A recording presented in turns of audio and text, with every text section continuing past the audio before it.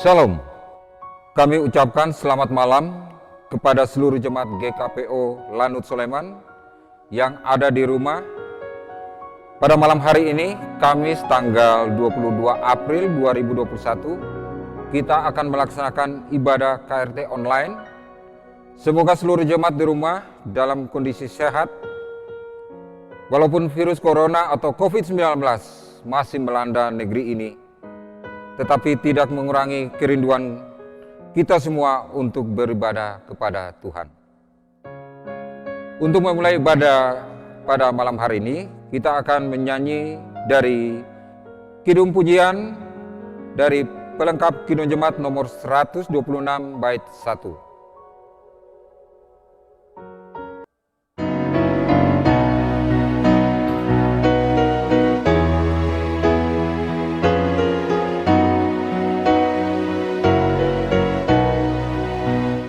Hanyalah Yesus Juru Selamat, Dialah sumber hidup akal. Layaklah Dia terima kuasa, puji dan hormat selamanya. Hanyalah Yesus Juru Selamat, aib dan dosa dihapuskan. Hanyalah Yesus Juru Selamat, hidup abadi diberikannya.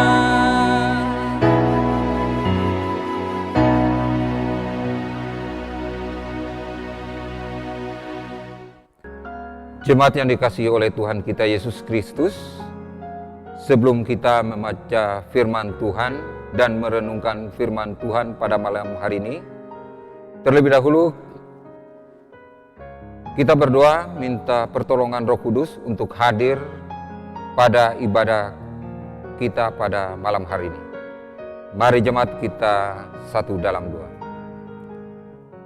Allah yang kekal, Allah yang kudus, Allah yang kami sembah melalui anak-Mu Tuhan kita Yesus Kristus. Terima kasih ya Tuhan atas penyertaan Tuhan pada hari ini ya Tuhan, sehingga kami dapat berkumpul di rumah-Mu yang kudus pada hari ini dengan penuh sukacita dan tanpa kurang sesuatu ya Tuhan. Banyak sekali kesibukan yang kami lakukan pada hari ini ya Tuhan, tetapi Tuhan telah memberkati kami sehingga kami dapat meluangkan waktu kami untuk membaca firman Tuhan dan merenungkan firman Tuhan pada malam hari ini lewat ibadah KRT online.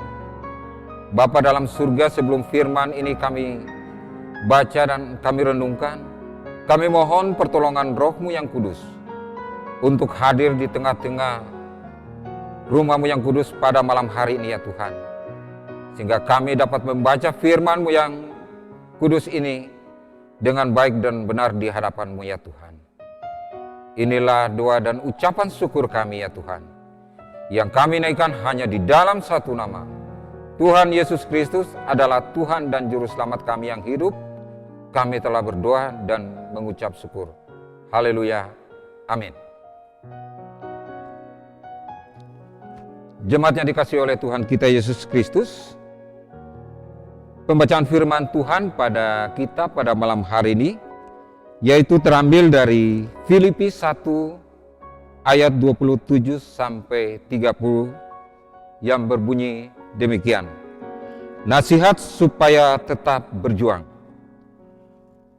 Hanya hendaklah hidupmu berpadanan dengan Injil Kristus, supaya apabila aku datang aku melihat, dan apabila aku tidak datang aku mendengar, bahwa kamu teguh berdiri dalam satu roh, dan sehati sejiwa, berjuang untuk iman yang timbul dari berita Injil, dengan tiada digentarkan sedikit pun oleh lawanmu. Bagi mereka semuanya itu adalah tanda kebinasaan, tetapi bagi kamu tanda keselamatan. Dan itu datangnya dari Allah. Sebab kepada kamu dikaruniakan bukan saja untuk percaya kepada Kristus, melainkan juga untuk menderita untuk Dia.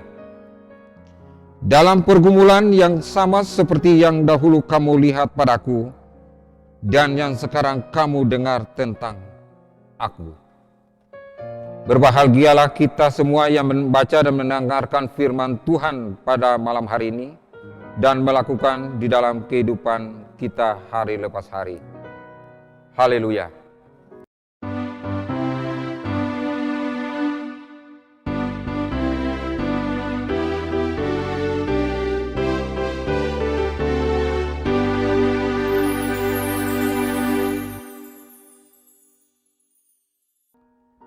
Jemaat yang dikasihi oleh Tuhan kita Yesus Kristus, tema dari bacaan kita pada malam hari ini yaitu terambil dari Filipi 1 ayat 27 sampai 30 dengan tema nasihat untuk tetap berjuang. Hidup adalah sebuah perjuangan sepanjang hidup kita, selalu berjuang. Setiap hari kita berjuang untuk mendapatkan sesuap nasi. Saat sakit, kita berjuang untuk sembuh. Anak-anak kita berjuang untuk naik kelas dan lulus dengan ujian dengan nilai yang baik. Anak-anak kita yang sudah lulus kuliah harus berjuang mendapatkan pekerjaan yang layak untuk masa depan mereka. Dan banyak lagi perjuangan yang kita semua lakukan selama kita hidup. Dan yang terpenting bagi kita pun berjuang dalam iman. Jemaat yang dikasihi oleh Tuhan kita Yesus Kristus, berjuang bukan sekedar berusaha. Berjuang berarti berusaha sekuat tenaga dan sepenuh hati. Berjuang berarti berupaya melalui banyak kesukaran dan resiko untuk mencapai satu tujuan. Berusaha sekuat tenaga walaupun ada tantangan dan bahaya yang selalu membayangi kita. Ayat firman Tuhan dari Filipi 1 ayat 27 sampai 30, Paulus menasihati jemaat di Filipi untuk tetap berjuang. Tetap berjuang berarti tetap bersemangat, tetap berkomitmen, tetap teguh dan jangan menyerah. Contoh yang pertama, jemaat yang dikasihi oleh Tuhan kita Yesus Kristus, kisah pengorbanan Tuhan Yesus mengorbankan dirinya disiksa dan disalibkan bahkan mati di atas kayu salib. Apa tujuan dari perjalanan Tuhan Yesus sampai Ia disalibkan?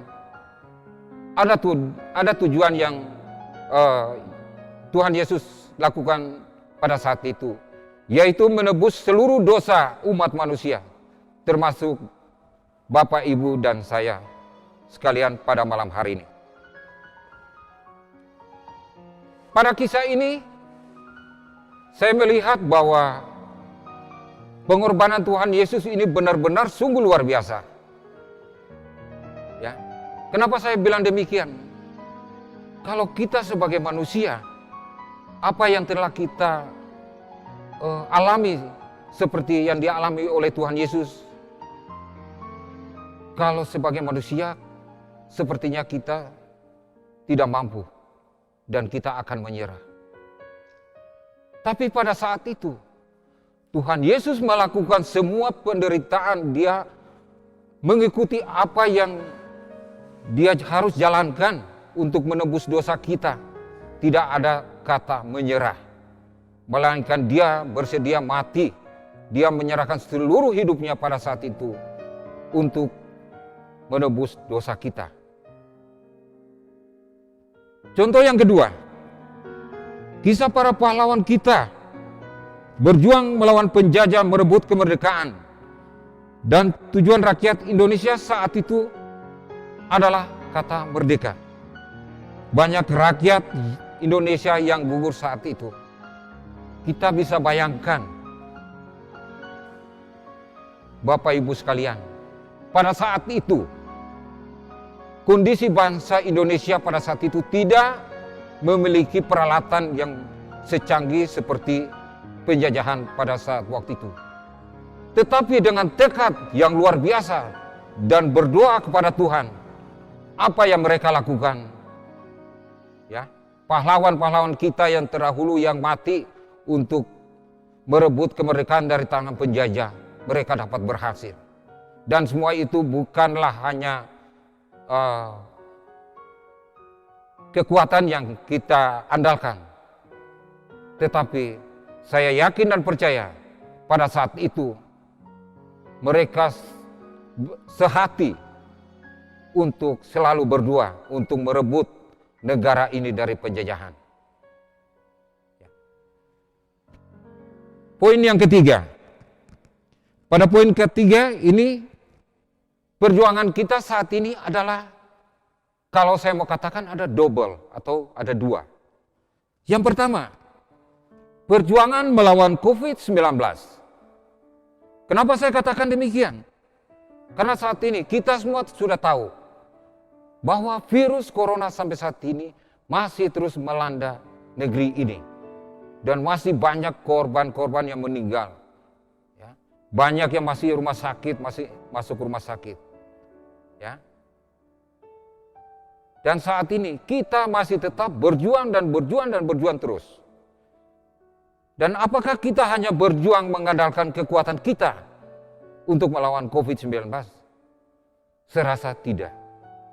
Karena saya yakin kita sebagai orang percaya tetap berdoa untuk tetap kita teguh dalam Tuhan dan selalu mengandalkan Tuhan dalam hidup kita.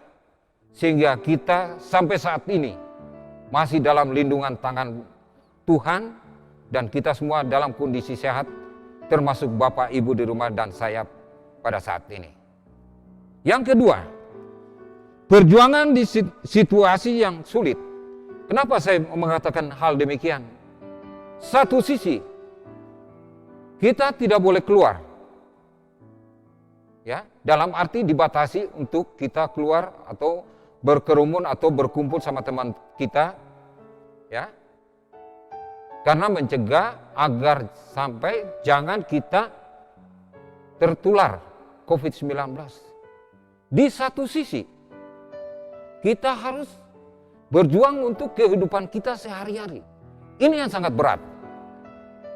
Saya pernah alami, Bapak Ibu, awal COVID-19 ini masuk ke negara kita, negara Indonesia. Di tempat kerja saya itu terjadi suatu gejolak, kalau saya bilang, satu gejolak. Dan saat itu saya sempat panik. Saya sempat panik pada saat itu. Karena kenapa saya panik? Saya masih punya tanggung jawab. Anak saya masih ada yang kuliah. Anak saya masih ada yang sekolah. Ya. Saya sebagai manusia, saya pasti panik. Tetapi apa yang saya lakukan? Saya panggil ketiga anak saya, istri saya ngobrol, kita kumpul, saya ngobrol.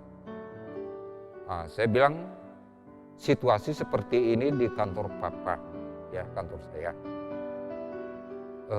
kemungkinan ada pengurangan pegawai dan Papa belum tahu apa yang akan terjadi terhadap Papa. Apa Papa termasuk di dalam salah satu pegawai yang harus di resign atau bertahan. Ya, mereka semua diam. Saya bilang, tidak usah panik. Kita nggak usah panik. Kita berdoa saja. Kalau kita berdoa, pasti Tuhan akan beri jalan bagi kita. Apa yang terjadi, saudara? Ketika mau Lebaran, saya tidak berpikir bahwa saya harus dapat THR. Tidak. Saya tidak berpikir sampai di situ. Tapi saya berpikir, apakah saya tetap bekerja di tempat saya sekarang ini atau saya harus resign? Setiap kali saya berangkat bekerja, sebelum saya berangkat saya berdoa. Saya berangkat sepanjang perjalanan, itu pikiran yang ada di pikiran saya itu hanya bagaimana kehidupan kelanjutnya rumah tangga saya. Terutama anak-anak saya. kalau sampai saya harus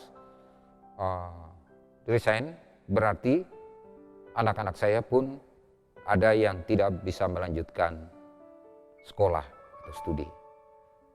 Dan Bapak Ibu sekalian, mungkin bukan saya aja yang mengalami hal demikian, tetapi saya yakin Bapak Ibu dan saudara-saudara di rumah mungkin mengalami hal yang demikian. Dengan situasi yang sekarang ini belum menentu.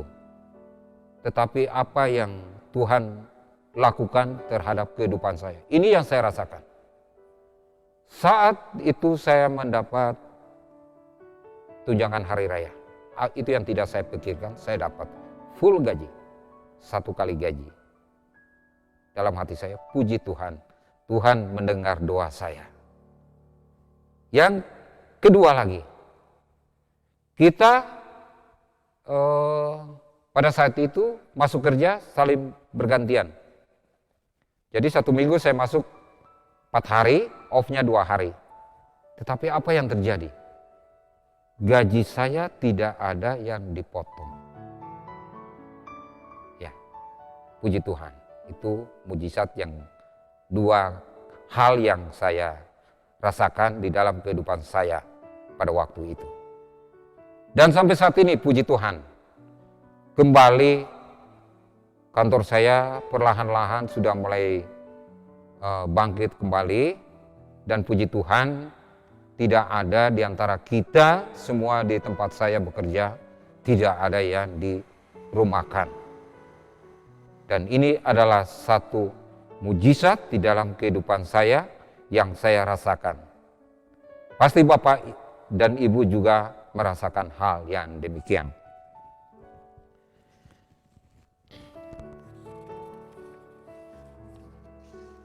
Yang berikutnya, yaitu pada Filipi 1 ayat yang 30 mengatakan bahwa dalam pergumulan yang seperti yang dahulu kamu lihat padaku dan sekarang kamu dengar tentang aku. Apa maksud dari ayat 30 ini? Pada waktu Paulus memberitakan Injil di Filipi, tentu semua jemaat di Filipi ada jemaat yang tidak hadir, sehingga Paulus mengatakan pada ayat 30 bahwa tetap bergumul seperti yang dahulu kamu lihat padaku, dan sekarang kamu dengar tentang aku. Jemaat yang tidak hadir tentu mendengar dari jemaat yang hadir tentang Injil yang disampaikan Paulus kepada jemaat di Filipi saat itu. Contoh ayat 30 ada 2 bagian yang saya akan cerita pada malam hari ini, yaitu yang pertama, ketika perjalanan Tuhan Yesus, ketika disalib, apakah kita semua menyaksikan kejadian tersebut secara langsung? Jawabnya tentu tidak. Karena yang menyaksikan kejadian pada saat itu hanyalah murid-murid Tuhan Yesus dan bangsa Israel. Kita yang tidak melihat secara langsung, tetapi tetap percaya, karena semua itu sudah tertulis di dalam Alkitab secara detail dan benar. Kenapa kita harus percaya, sedangkan kita tidak melihat? Saya kasih contoh. Ketika satu kejadian terjadi, seumpamanya gempa bumi atau longsor di daerah kita.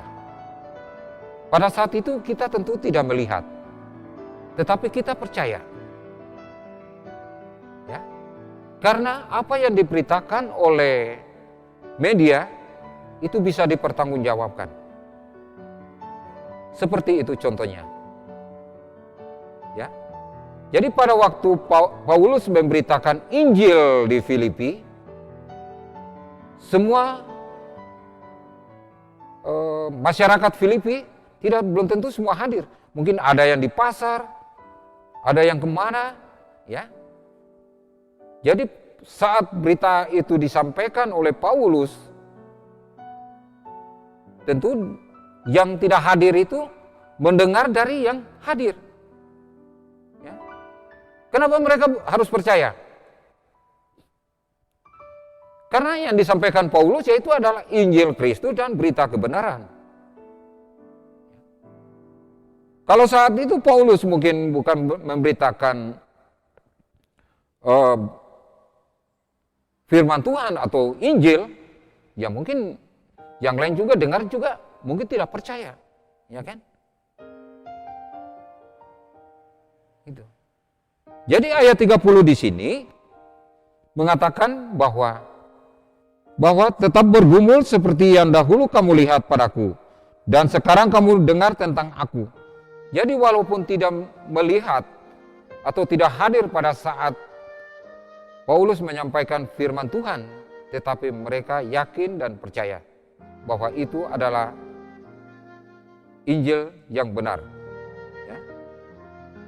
Seperti tadi saya sampaikan juga, ketika contoh yang lain seperti Tuhan Yesus naik ke surga, kita tentu tidak melihat kejadian tersebut, tetapi kita percaya gitu. Kita percaya, karena ini berita yang benar, karena semua dari kejadian yang terjadi itu semua sudah tertulis di dalam Alkitab. Ya. Dan semua itu tidak bohong, tidak bohong. Itu semua akan terjadi. Ya.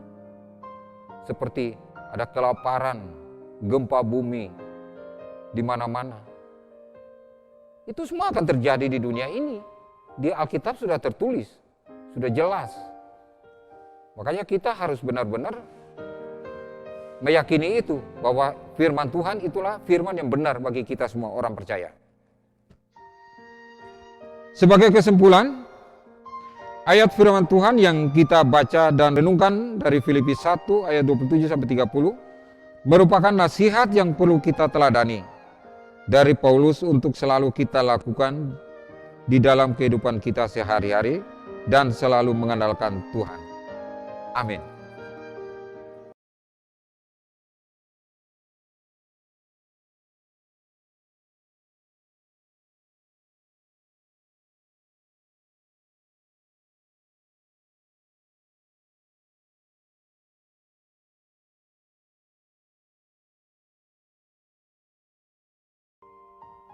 Jemaat yang dikasihi oleh Tuhan kita Yesus Kristus, tibalah kita menunaikan doa syafaat kita, dan doa syafaat kita akan diakhiri dengan doa Bapa kami. Mari kita satu dalam doa. Kembali kami datang di hadapan hadirat-Mu ya Tuhan, karena cinta dan kuasa Tuhan. Tuhan masih tetap melindungi kami dengan kuasa Roh-Mu yang kudus ya Tuhan. Bapa dalam surga, terima kasih atas penyertaan Tuhan bagi hamba-Mu ya Tuhan, yang telah menyampaikan firman Tuhan pada malam hari ini, dan kami semua merenungkan firman ini ya Tuhan.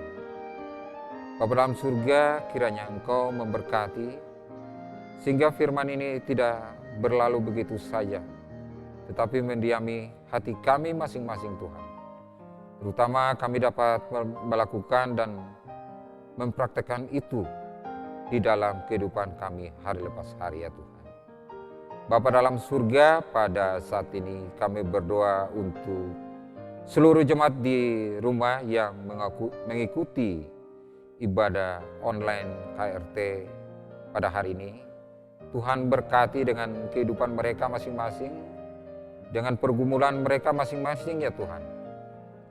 Tuhan selalu memberkati pekerjaan mereka, usaha mereka semua ya Tuhan. Sehingga mereka selalu mendapat berkat daripada-Mu ya Tuhan, lewat pekerjaan dan usaha mereka ya Tuhan. Bapa dalam surga, pada malam hari ini juga kami berdoa untuk panitia pemilihan majelis ya Tuhan. Tuhan berkati apapun yang mereka lakukan ya Tuhan. Tuhan berkati sehingga semuanya berjalan lancar dan mereka dapat bekerja, terutama untuk memilih calon-calon majelis untuk pelayanan di tempat ini ya Tuhan. Berkati mereka semua dengan keberadaan mereka masing-masing dalam usaha dan pekerjaan mereka. Tuhan berkati semua panitia pemilihan umum sehingga mereka bekerja dengan sungguh-sungguh untuk tujuan yaitu memilih calon majelis untuk melayani di tempat ini ya Tuhan. Bapa dalam surga, berkati juga seluruh komisi-komisi ya Tuhan. Kiranya Tuhan memberkati seluruh komisi-komisi sehingga mereka dalam melakukan seluruh pelayanan mereka selalu melakukan yang terbaik untuk pelayanan di tempat ini, terutama untuk melayani Engkau ya Tuhan. Berkati mereka semua dengan keberadaan mereka masing-masing ya Tuhan. Tuhan selalu memberkati mereka, berikan kesehatan bagi mereka semua ya Tuhan. Sehingga mereka selalu melakukan pelayanan di tempat ini dengan kondisi sehat tanpa kurang suatu apa ya Tuhan. Bapa dalam surga, para majelis dan pendeta juga kami serahkan ke dalam tangan Tuhan. Kiranya Tuhan memberkati pendeta dan majelis dalam melayani di tempat ini. Berikan kesehatan bagi kami semua majelis sehingga kami semua sehat dan sehati dan selalu melayani di tempat ini, terutama untuk kemuliaan dan kebesaran nama-Mu saja ya Tuhan. Bapa dalam surga, berkati juga negara ini ya Tuhan, dari presiden sampai menteri sampai gubernur. Tuhan berkati semua ya Tuhan, sehingga apapun yang mereka lakukan ya Tuhan saat ini untuk mengatasi COVID-19, Tuhan berkati sehingga apa yang Bapak Presiden dan Wakil Presiden dan para menteri melakukan pada saat ini, dengan pertolongan Tuhan semuanya itu dapat berjalan lancar sesuai dengan kehendak-Mu ya Tuhan. Kiranya virus Corona saat ini ya Tuhan, kami yakin dan percaya Tuhan akan memulihkan negara ini sehingga bebas dari virus COVID-19 ya Tuhan. Bapa dalam surga, masih banyak lagi yang akan kami pinta daripada-Mu ya Tuhan. Tetapi sebagai manusia kami banyak keterbatasan ya Tuhan. Untuk itu ya Tuhan, Tuhan mau sempurnakan seluruh permohonan doa kami pada malam hari ini ya Tuhan. Yang kami naikkan hanya di dalam nama Tuhan Yesus Kristus yang telah mengajarkan kami berdoa demikian. Bapa kami yang di surga, dikuduskanlah nama-Mu, datanglah kerajaan-Mu, jadilah kehendak-Mu di bumi seperti di surga. Berikanlah kami pada hari ini makanan kami yang secukupnya, dan ampunilah kami akan kesalahan kami, seperti kami juga mengampuni orang yang bersalah kepada kami. Dan janganlah membawa kami ke dalam pencobaan, tetapi lepaskanlah kami daripada yang jahat. Karena Engkaulah yang punya kerjaan, dan kuasa, dan kemuliaan kekal sampai selama-lamanya. Amin. Sebagai lagu penutup, kita akan memuji Tuhan dari Kidung Jemaat nomor 425, bait yang pertama.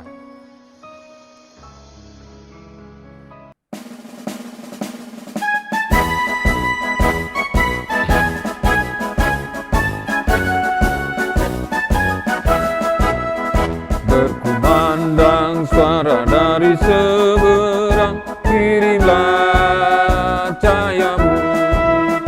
Banyak jiwa dalam dosa mengerang, kirimlah cahayamu.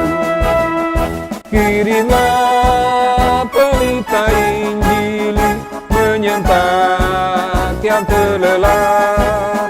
Kirimlah pelita Injili menyentak yang terlelap.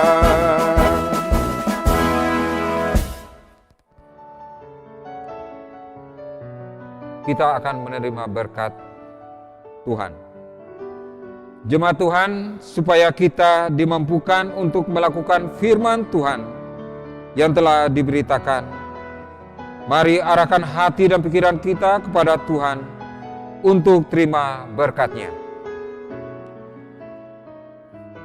Kiranya berkat dan perlindungan dari Allah Bapa di sorga, kasih karunia dalam Tuhan Yesus Kristus, damai sejahtera dalam persekutuan dengan Roh Kudus, turun atas kita semua, dalam keluarga kita, kekal sampai selama-lamanya. Amin.